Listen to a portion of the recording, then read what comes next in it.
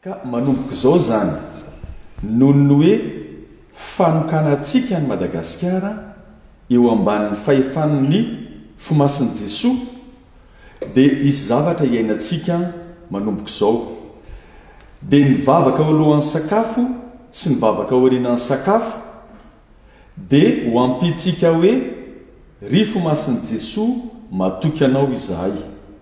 Ka ohatran'izao zany rehefa hivavaka alohan'ny sakafo tsika dia izao ny zavatra ataontsika amin'ny anaran'ny Ray sy ny Zanaka sy ny Fanahy Masina. Amen.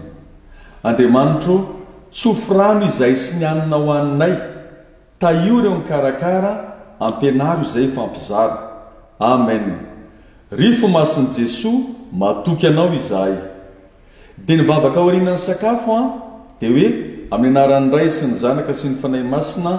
Amen. Andriamanitro, misaotra aminao izay amin'ny ana sy ny zava-tsoa be nomenao anay, engane zany ampiasainay ho voninahitra tao sy hanasoavana ny hafa. Amen. Ry fomasin'i Jesoa matoky anao izahay. Amin'ny anaran'ny Ray sy ny Zanaka sy ny Fanahy Masina. Amen.